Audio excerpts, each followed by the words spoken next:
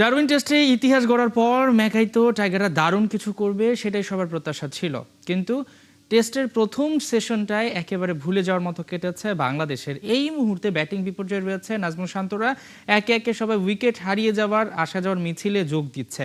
কি হতে যাচ্ছে বাংলাদেশের ভাগ্যে সেটা নিয়ে আলোচনা করতে চাই বাংলাদেশ প্রিমিয়ার লিগ ক্রিকেটের ভবিষ্যৎ নিয়ে। এই মুহূর্তে ৭১ স্টুডিওতে আছেন ক্রীড়া সাংবাদিক সঞ্জয় সাহা পিয়াল। সঞ্জয় সাহা পিয়াল, শুভ সকাল, কেমন আছেন? শুভ সকালটা বলতে পারছি না, মানে একটা হরর একটা সেশন দেখলাম। মানে সকাল সকাল ঘুম থেকে উঠে দর্শকরাও নিশ্চয়ই দেখেছেন যে চোখ কষলে যে কি হচ্ছে।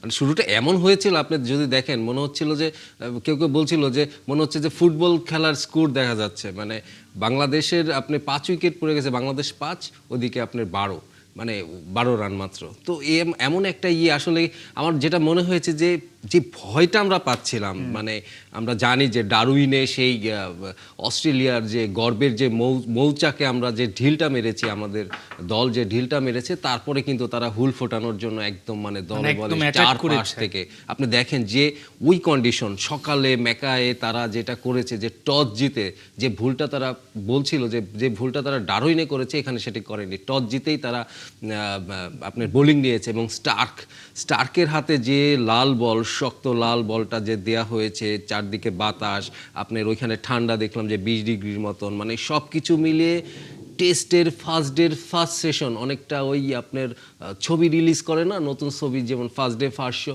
সেরকম একটা মানে অস্ট্রেলিয়া উপভোগ করেছে এটা। এবং এইখানে আমাদের ব্যাটসম্যানদের আমি শুধুমাত্র অসহায়ত্ব দেখেছি। সেটাই আর কি। এবং আপনি দেখেন যে তারা এক একটা উইকেট নিচ্ছিলেন এবং তাদের সেলিব্রেশনগুলো অন্যরকম ছিল। মানে তারা কতটা ক্ষুধার্ত, এবং টসের দিক থেকে তারা মনে হয় সবচেয়ে বেশি এগিয়ে আছে। মানে টসটাই কি খেলার মোড়টা অনেকটা ঘুরিয়ে দিয়েছে কিনা, বাংলাদেশ কি এই জায়গাটা একটু ভয় পেয়েছিল কিনা যে টসটা যদি তাদের ভাগ্যে না যায় হয়তো বা এরকম একটা বিপর্যয় আসবে, সে আভাস কি আগেই পেয়েছিল কিনা? হ্যাঁ, আভাস আমার মনে হয় যে অবশ্যই পেয়েছিল, মানে কি তারা এটা জানতো এমনটা হতে পারে। বাট যেটা হয়েছে আপনার স্টার্ক, তার ভেতরে যে অন্তর্জালাটা ছিল, মনে হলো তিনি গায়ের ঝালটা মেটাচ্ছেন। তার গতি যদি আপনি দেখেন 138 থেকে 142 তিনি নিয়মিত করে গেছেন। এবং এখানে তিনি শুধু বাউন্স কিন্তু শর্ট বল করেননি, তিনি কিন্তু কৌশল নিয়েছেন, ওয়াইড ইয়র্কার দিয়েছেন, সুইং পেয়েছেন, 2টি উইকেট তিনি সুইংয়ে এলবিডব্লিউ করেছেন, 2টি উইকেট তিনি নিয়েছেন আপনার ওয়াইড ইয়র্কারে। মানে সব কিছু মিলে তার যে সেরা অস্ত্রগুলো স্টার্ক কিন্তু তার ঝুলি থেকে বের করে দিয়েছে। সেটাই আসলে, যে অস্ট্রেলিয়া যে একেবারে খেপে যাবে সেটা কিন্তু বোঝাই যাচ্ছিল, যে তাদের সাবেক ক্রিকেটার, লেজেন্ড ক্রিকেটার সব আসলে তাদেরকে ধুয়ে দিচ্ছিল তাদের গণমাধ্যমগুলো। এবং সেখানে তারা দেখেন রেনেশোকে নিয়ে এসেছে, মানে তাদের পরিবর্তনটা শুধুমাত্র বাংলাদেশকে হারানোর জন্যই। তাদের যে গৌরব, অহংকারের যে ব্যাপারটা টেস্ট ক্রিকেট, এবং দর্শক দেখেন ম্যাক্সিমামই কিন্তু অজি ফ্যান যারা তারা রয়েছেন, সবকিছু মিলিয়ে মানে হতাশার জায়গা তো রয়েছে। তবুও আমরা বলছি যে বাংলাদেশ যদি একটু চোখে চোখ রেখে খেলতে পারে, টেস্টের আসলে ভবিষ্যৎটা যদিও একটা সেশন থেকে বলা যাচ্ছে না কি হতে যাচ্ছে। না, আমি যেটা বললাম না, 6 উইকেট অলরেডি পড়ে গিয়েছে। আমরা দেখেছি 2024-এ কিন্তু রাওয়ালপিন্ডি টেস্টের সেকেন্ড টেস্ট যেটা ছিল পাকিস্তানে গিয়ে আমরা খেলেছিলাম, সেখানে আমাদের 26 রানে 6 উইকেট পড়ে গিয়েছিল। তারপরে কিন্তু আমরা দেখেছি লিটন দাস এবং মেহেদী হাসান মিরাজ, তাদের ভিতরে কিন্তু দারুণ একটা জুটি গড়েছিল।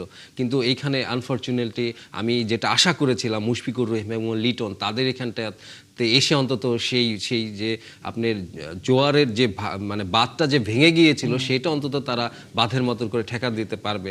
লিটন এবং মুশফিক তারা দুজন আউট হয়ে গেছে। এই মুহূর্তে আসলে আমাদের আসলে মিরাজ এবং বাকি যারা আছেন আপনার হাসান মাহমুদ খেলছেন, তাসকিন রয়েছেন, তাইজুল রয়েছেন, তাদের আমার মনে হয় যে তাদের কাছ থেকে আমরা যা পাই সেটা আসলে বোনাসের মতন হবে। আপনি দেখেন আমরা এখনো কিন্তু লোয়েস্ট স্কোর আমাদের যেটা টেস্টে 43, সেটার কাছাকাছি আছে। মানে এই মুহূর্তে আসলে বাংলাদেশের ওই সেশন ধরে আমার মনে হয় যে ওটাই আসলে এই সেকেন্ড সেশনটা, লাঞ্চের পরে যে সেকেন্ড সেশনটা আসবে, সেখানে যদি আমরা একটু জুটি করতে পারি, সেটাই আমাদের লাভ হবে।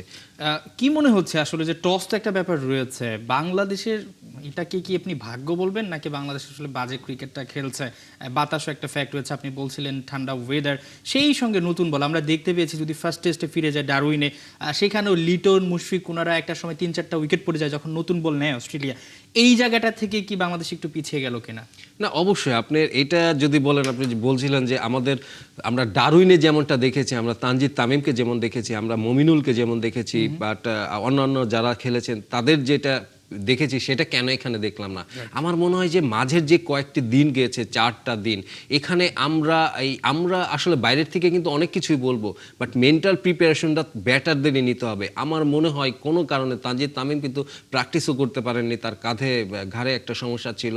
এবং সাদমানকে আমরা দেখেছি তিনি আগের টেস্টে কিন্তু স্টারকে মোটামুটি ঠেকিয়ে দিতে পেরেছিলেন, এদিন কিন্তু তার সেই সুযোগটা তিনি পান, মানে তিনি সেটা করতে মানে ফ্লিক করতে গিয়ে আউট হয়েছেন। আমার মনে হয় যে এইখানে তাদের নিজেদের প্রত্যেকটা ব্যাটারদের যে নিজেদের 4 দিনের যে স্টাডি করার কথা ছিল সেটা তারা প্রপারলি, আমার মনে হয় ওরকম প্রপারলি, সিরিয়াসলি বলবো না, সিরিয়াসলি হয়তো করেছেন, বাট কোথাও গিয়ে মনে হয় একটু গা ছাড়া ব্যাপারটা ছিল যে আমরা একটা জিতে গিয়েছি, এইটা আমরা হয়তো পেরে যাব, ওদের তো আমরা হারিয়েছি, এমন একটা শঙ্কার কথা কিন্তু অ্যালান ডোনাল্ডো বলেছিল যে তোমরা কিন্তু এই ব্যাপারটা মাথায় এনো না। আমার মনে হয় যে কোনো কারণে তারা অস্ট্রেলিয়ার স্টার্ক বলেন কিংবা বলেন হ্যাজেলউড, তাদেরকে কিন্তু তারা প্রত্যেকটা ব্যাটসম্যান সেভাবে স্টাডি করে না। আপনি দেখেন দুটো ব্যাটসম্যান আমি দেখলাম যে মমিনুল এবং তানজিদ সম্ভবত তারা জায়গায় দাঁড়িয়ে পাটা বিন্দুমাত্র নাড়িয়ে আপনি গালিতে ক্যাচ দিয়ে দিল। তো এই ধরনের তো তাদের কাছ থেকে আসলে আমরা প্রত্যাশা করি না। তো তারা এতগুলা অভিজ্ঞ ব্যাটার, তারা টেস্ট খেলেছেন এতগুলা, এবং তারা জানতেন যে এমনটা হতে পারে। আমার মনে হয় যে আরও স্টাডি বলেন, আরও নিজেদের ইন্ডিভিজুয়ালি যে ঘাটতিগুলো, আমার মনে হয় সেটা তাদের হয়তো তাদের অজান্তেই চলে এসেছিল এই গাছাড়া ভাবটা। সেটাই আসলে আমি আপনার সঙ্গে একটু একমত এই জায়গাটা আমি বলতে চাই যে স্টার্ক আসলে বিরতির আগে, লাঞ্চের আগে তিনি কিছু কথা বলেছেন ধারাভাষ্যকারের কাছে। তিনি বলেছেন যে আসলে প্রথম যে টেস্টটা সেখানে বাংলাদেশ খুব ভালো ব্যাটিং করেছে, এটা নিয়ে তারা খুব বেশি কাজ করেছেন, পড়াশোনা করেছেন, এবং তারা দিতে চেয়েছেন প্রচুর বাউন্স, এবং তারা ক্যাচগুলো ঠিকঠাক ধরার ট্রাই করেছেন। যেহেতু প্রথম টেস্ট আমরা দেখেছি অনেকগুলো ক্যাচ তারা মিস করেছেন, সেইটাই কিন্তু আসলে হয়েছে আপনি যেটা বললেন। এখন আসলে আমাদের টার্গেটটা কি হওয়া উচিত? আমরা কি এই যে 43 এটা উতরে যাব, নাকি যেভাবে চলছে এভাবে চলবে? না, যেটা হয়েছে এখন স্টার্ক একটু দম নিতে গেছেন তিনি হয়তো দম নিয়ে আবার ফিরবেন। মাঝের যে সময়টা যে বোলারগুলো আছে, ওয়েবস্টার কিংবা হয়তো নাথান লায়নও কিছু পরে আসবে, এদেরকে আসলে আমার মনে হয় যে একটু এদেরকে টার্গেট করে করে আমাদের ওই সার্ভাইভাল ওই সেশনগুলো আমাদের পার করতে হবে। এই মুহূর্তে কিন্তু আমাদের কাউন্টার অ্যাটাক বলেন কিংবা ডিফেন্স বলেন কোনো কিছু না, জাস্ট আমাদের বেঁচে থাকার জন্য, মানে সার্ভাইভ করার জন্য যেটা দরকার, যতক্ষণ ব্যাটিং করা যায় সেটাই করতে হবে, এবং তাদেরকেও একটু ক্লান্ত করতে হবে, ওদের বোলারকে একটু ক্লান্ত করতে হবে। ওরা যেই স্বাদটা পেয়েছে, রক্তের স্বাদটা, মানে আপনার উইকেট বোলিং করলেই উইকেট পাচ্ছে, সেটা যদি না পায় তাহলে কিন্তু তাদের ভিতরে একটু ফ্যাটিক, মানে একটু হতাশাও চলে আসবে। সুতরাং তাদেরকে একটু ক্লান্ত করা, একটু হতাশ করার জন্য বল লিপ করতে হবে, বলটা লিপ করতে হবে। এবং মিরাজ এবং আমি হাসান মাহমুদের উপরে ভালো আশাবাদী, কারণ তিনি এর আগের টেস্ট আমরা দেখেছি তিনি কিন্তু প্রপার ক্রিকেট শট খেলতে পারেন, এবং তাইজুল আছে, এরা যদি 20-25 ওভার একটি সেশন যদি পার করে দিতে পারে 2টি উইকেটের ভেতরে, তাহলে কিন্তু আমার মনে হয় যে আমরা 100+ তো একটা স্কোর যদি যেতে পারি, তাহলে হয়তো আমাদের বোলাররা একটু প্রেরণা পাবে তারাও বোলিং করার জন্য। সঞ্জয় সাব্বির একটু এই জায়গাটা বলতে চাই যে আমাদের এখানে এমন এমন ক্রিকেটার রয়েছেন তারা অনেকগুলো টেস্ট খেলে ফেলেছেন, এই ধরনের মুহূর্ত টেস্টে আসবেই। তো সেই জায়গায় কি আরেকটু দায়িত্বশীল ব্যাটিং দরকার ছিল কিনা? এবং একই সাথে যদি বলি একটু হালকা ঘাস রয়েছে, এবং স্টার্ক যেভাবে উইকেট নিচ্ছিলেন সবাই ট্রাই করেছিলেন, এবং একটা ব্যাপার হচ্ছে যে এই যে উইকেটটা, এটা একেবারে আমাদের কাছে অচেনা ড্রপ ইন পিচ আমি যদি বলি, এবং এখানে প্রথমবারের মতো ইন্টারন্যাশনাল টেস্ট হচ্ছে, সব কিছু মিলে সিনিয়রদের আরেকটু বেশি পড়াশোনা করে আরেকটু দায়িত্ব নেওয়া উচিত ছিল কিনা? অবশ্যই আপনি মুশফিক কিন্তু চেষ্টা করেছিল, তিনি 42 বলস মনে হয় খেলেছিলেন, মানে অনেকটা চেষ্টা করছিলেন যে কিভাবে কি করা যায়, কিন্তু যে বলটিতে তিনি আউট হয়েছেন একটু সুইং করেছিল এবং বলটা হাফ বলির মতন ছিল কামিন্সের। আমার মনে হয় যে এখানে মুশফিক পুরোপুরি ব্যর্থ হয়েছে, তার ওই সুইংটা বুঝতে পারেননি। বাট আপনি যেটা বলছিলেন যে তার মতন ক্রিকেটার তিনি চেষ্টা করেছিলেন, পারেননি। আমি সবচেয়ে বেশি হতাশ হয়েছি লিটন দাসকে দেখে, তিনি কিন্তু আপনার আগের টেস্টেও কিন্তু তিনি রান পাননি, এবং এখানেও একটি লাইভ পেয়েছিলেন, স্লিপে একটি ক্যাচ তার ফেলে দিয়েছিলেন, তার পরের বলটিতেই তিনি কিন্তু এলবিডব্লিউ হয়ে গেলেন, এবং একটা রিভিউ নিয়ে অস্ট্রেলিয়া পেয়েছে। আমার মনে হয় যে লিটন এই টেস্টে এবং এই জন্য প্রপার স্টাডি তিনি করেননি, এবং ফিটনেসে কি একটু ঘাটতি রয়েছে কিনা তার বডি ল্যাঙ্গুয়েজ বা অন্যান্য দিক থেকে? যদি যদিও তিনি উইকেট কিপিংটা করছেন, সেরকম কোনো কিছু তার দেখছেন কিনা? কিপিং দেখে তো মনে হচ্ছে না তিনি শর্ট কিপিং করছেন, আপনার এগিয়ে আসছেন হাসান মাহমুদের বোলিংয়ে, তো সেটাতে আসলে কিন্তু প্রমাণ হয় যে তিনি তার ফিটনেসটা তিনি ঠিকই আছেন, কিন্তু সামহাও তার ওই নতুন বলের যে ব্যাপারটা, সুইং থাকলে পরে নতুন বলে যে তিনি যে তার যে দুর্বলতাটা একটু আছে, এটা আমরা আগের থেকে জানি, লাল বলে নতুন বলে সেই দুর্বলতাটা কিন্তু তার চোখে পড়ছে। বাট কিন্তু এই জায়গাটাই এসে, এই ধরনের ক্রিকেটে এসে আসলে আমাদের যে মানে তাদের যে দায়িত্ব নেওয়ার যে ব্যাপারটা, আজকে একটা সুযোগ ছিল, সেটা আসলে তিনি পারেননি। সেটা আমরা যদি একটু বলি, অজি বলাররা যেভাবে খেপে গেছে এবং তারা তাদের যেই শক্তিটা সেটা কিন্তু আজকে কাজে লাগাচ্ছে, তাদের যে পেস বোলিং এর অ্যাটাকটা, আমরাও কিন্তু একাদশে পরিবর্তন এনেছি। আমরা শরীফুলকে নিয়েছি, বাহাতি পেসার, তিনি খুব সম্ভবত প্রথম টেস্টটা খেলতে পারেননি, হয়তো ইনজুরি বা অন্য কোনো সমস্যার কারণে। ইবাদতকে সরিয়ে শরীফুলকে আনা, এই উইকেট দেখেই তো সেই একাদশটা গঠন করা হয়েছে। এখন তো পেসারদের সেই দায়িত্বটা নিতে হবে। আমরা বোঝাই যাচ্ছে যে হয়তো বা বাংলাদেশ, আমরা প্রত্যাশা করছি ভালো কিছু করুক, তবে টাফ একটা কিছু হতে যাচ্ছে। তো সেই ক্ষেত্রে এখন তো বোলারদের উপরে আপনি প্রত্যাশাটা রাখবেন। দেখুন, এই ইনিংসটা যদি আন্ডার 100 চলে আসে, বাংলাদেশের 100-র ভিতরে যদি বাংলাদেশ অল আউট হয়ে যায়, 100-র নিচে যদি অল আউট হয়ে যায়, তাহলে কিন্তু বোলারদের যে বাড়তি ইয়েটা, মানে আমরা যেটা দেখি যে একটু বড় স্কোর থাকলে বোলাররা যে রিদমে বল করে, যে সাহস নিয়ে বল করে, সেটা কিন্তু থাকবে না, ন্যাচারালি এটা থাকবে না। তো আমাদের ব্যাটারদের এখন দায়িত্ব যে বোলারদের জন্য কিছু পুঁজি দেওয়া, যে যাতে কিনা তারা ওই যে নতুন বলের সুযোগটা নিতে পারে। তবে এটাও মনে রাখতে হবে যে ট্রাভিস হেড কিন্তু বারবার ব্যর্থ হবে না। তাদের কিন্তু ওপেনিংয়ে যেটা, ট্রাভিস হেড কিন্তু আগের টেস্টে রান পায়নি, সুতরাং ট্রাভিস হেড যদি দেখেন যে বাংলাদেশের আন্ডার 100 বাংলাদেশের ফার্স্ট ইনিংস, তিনি কিন্তু ওইখানে একটা জাতা করে দিতে পারেন।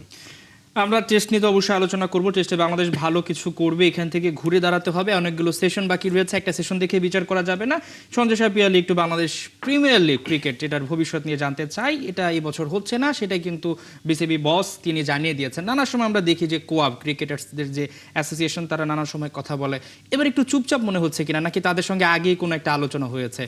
না, সেটা আমি কিন্তু আমি নিজে ব্যক্তিগতভাবে মনে করি তামিম ইকবাল যেটি বলেছেন যে একটি টুর্নামেন্ট এইভাবে চলতে পারে না। প্রত্যেক আমরা বিপিএল মানেই জানি যে আপনার বিপিএল মানে পেমেন্ট ইস্যু থাকে, এর আগে অতীতটা ভালো যায়নি, অতীতটা ভালো যায়নি। সুতরাং এটা আমিও চাই যে এটা ভালোভাবে আসুক, তার সেই হারানো ইমেজ নিয়ে আসুক। তো এটার জন্য যদি সময়ও লাগে, আপনি সময় নেন। বাট এখন কথা হচ্ছে, আমি কালকে কয়েকজন ক্রিকেটারদের সঙ্গে কথা বলেছি, তারা কিন্তু ভীষণভাবে হতাশ। তারা এই কারণে হতাশ যে বিসিবি থেকে একটা সিদ্ধান্ত নিয়েছে, কিন্তু তাদের যে সংগঠন, যে কোয়াপ, তারা কেন বলছে না যে তাদের কি হবে এই সেশনটা যদি না হয়, এই সিজনটা, পরের সিজনটা যদি না হয়, তাহলে তারা ওই যে তাদের যে রুটি রুজির ব্যাপার এতদিন বলে আসছে, সেটা কোথার থেকে আসবে? সেটা কিন্তু কোয়াবের নেতারা কিন্তু ওই ক্রিকেটারদের কাছে কোনো পরিষ্কার করেননি। এবং তারা কি কোয়াবকে লিখিত বা কোনো কিছু দিয়েছেন, বা নাকি মৌখিক কোনো আলোচনা? না, এখনো পর্যন্ত কোয়াব এই ব্যাপারে তাদের লিখিত কোনো মন্তব্য মিডিয়াতে দেননি। সুতরাং আমরাও কিন্তু মনে করছি যে এইটা আসলে একটা শূন্যতা আছে, এই ক্রিকেটারদের কি হবে এইটা কিন্তু কোয়াবের, আমরা আশা করি মোহাম্মদ মিঠুন আছেন, আরও যে ক্রিকেটার আছেন এখানে, তারা কিন্তু ভয়েসটা রেজ করা উচিত, যে জানতে চাওয়া উচিত অন্তত লিখিত আকারে যে এটা তো হচ্ছে না, তাহলে কি হবে এটা আমাদের পরিষ্কার করেন। এটাকে আমরা দেখি। আপনার কি কোনোভাবে মনে হয় যে কোয়াবের যিনি নেতা রয়েছেন তার সঙ্গে ব্যক্তিগতভাবে অ্যাজ এ ক্রিকেটার হিসেবে কোনো একটা হয়তো বা আগেই সলা পরামর্শ করেছেন বিসিবি বস, এই ধরনের কোনো কিছু হতে পারে কিনা, যেহেতু সাবেক সতীর্থ? সেটা হতে পারে। সেটা যদি হয়ও, মিঠুনের সঙ্গে যদি তামিম ইকবালের কথা হয়, কিন্তু সেটা তো মিঠুনকে জানাতে হবে, তাদের সব সদস্যকে, তাদের স্টেক হোল্ডার যারা আছে তাদেরকে, যে দেখো এটা বিসিবি সিদ্ধান্ত নিয়েছে এমন, এবার হবে না কি 2 বছর হবে না, তারপরে হবে। তবে আমি যেটা মনে করি, তামিম ইকবাল যেটা বলছেন যে সুন্দরভাবে নতুন ফ্রাঞ্চাইজি এবং স্বাবলম্বী ফ্রাঞ্চাইজিগুলো নিয়ে আসবে, সেটা আমার মনে হয় সম্ভব হবে না। কারণ এখনো পর্যন্ত রিয়েলিটি এটাই যে বাংলাদেশের বাজারে আমরা যেভাবে বিপিএলটা করতে চাই, সেই বাজার বাংলাদেশের নাই। এই বাজার আপনাকে বাড়াইতে হবে। এইটা না, এই স্টাডিটা না করার কারণেই কিন্তু বারবার আপনি সবাই ঠকে যাচ্ছে। আপনি একজন ফ্রাঞ্চাইজি নিয়ে আসছেন, 10 কোটি টাকা সে লগ্নি করবে, সে যদি 10 কোটি থেকে 11 কোটি না লাভ করতে পারে, 1 কোটি লাভ করতে পারে, বাড়তি 1 কোটি, তাহলে সে কেন লগ্নি করবে? তো আপনাকে সেই মডেলটা দেখাইতে হবে। সেই বাজার কি আপনার আছে? 10টা দল নিয়ে আপনি নামছেন, 10 কোটি করে যদি করি, তাহলে আপনার 100 কোটির বাজার, আর সব কিছু মিলে 150 কোটি। এই 150 কোটির বাজার কি বাংলাদেশ ক্রিকেট আছে? বাট যেটা একটা আলোচনা হচ্ছে যে দেশের বাইরে যে ফ্র্যাঞ্চাইজি মালিকগুলো রয়েছে তারা হয়তোবা তাদেরকে হয়তোবা এখানে বিনিয়োগ করা কিংবা তারা হয়তোবা দল নিতে পারেন, যারা বিভিন্ন জায়গায় আমরা যদি বলি সিপিএল থেকে শুরু করে বিভিন্ন জায়গায় শ্রীলঙ্কান প্রিমিয়ার লিগ, সেখানেও কিন্তু লঙ্কা প্রিমিয়ার লিগ রয়েছে। একটা আলোচনা উঠছে যে বিদেশিরা হয়তোবা বিনিয়োগ করতে পারে, সেই সম্ভাবনাকে নিশ্চয়ই উড়িয়ে দেওয়া যায় না। না, অবশ্যই শাহরুখ খানের দলের যদি বলে নাইট রাইডার্স, তার কিন্তু বিভিন্ন ফ্রাঞ্চাইজিতে তারা দল আছে এবং এই মুহূর্তে যেটা হয়েছে দিল্লি, মুম্বাই, কলকাতার যে এই ফ্রাঞ্চাইজিগুলো, তারা কিন্তু বিভিন্ন আপনার ফ্রাঞ্চাইজি, বিদেশি ফ্রাঞ্চাইজিগুলোতে লগ্নি করছে এবং সেই বিদেশি ক্রিকেটার, ভালো মানের বিদেশি ক্রিকেটার আনা, দল গড়া সবকিছুই তারা করছে, বেশ প্রফেশনাল আছে। কিন্তু আপনি সবকিছুর পরে বলতে হবে যে বাংলাদেশে কি ওই মার্কেটটা আছে? আমার আগে মার্কেটটা স্টাডি করতে হবে।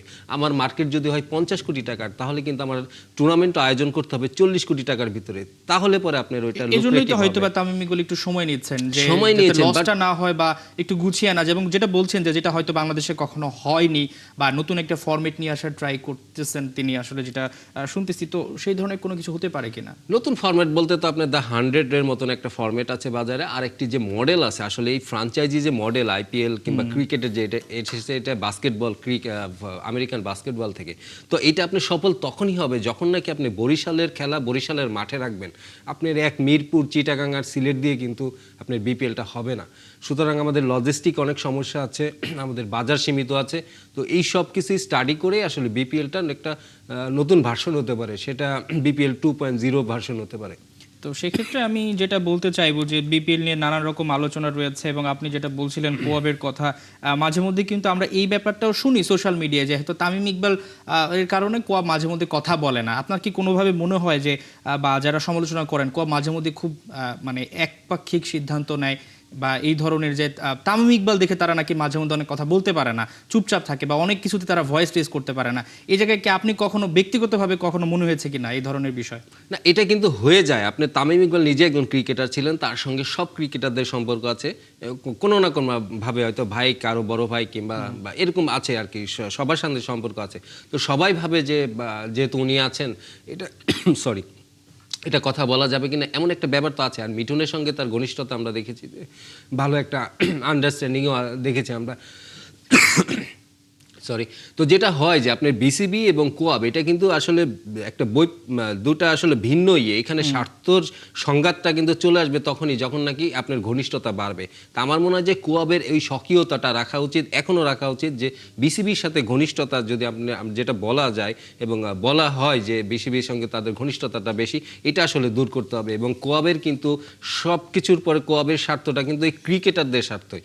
তারা যদি মনে করে যে ক্রিকেটারদের বিপিএল হচ্ছে না, তাহলে তাদেরকে জানাতে হবে, আগে বিসিবির কাছে জানতে চাইতে হবে যে তাহলে আমাদের জন্য কি করছো তোমরা, কোন টুর্নামেন্ট করছো।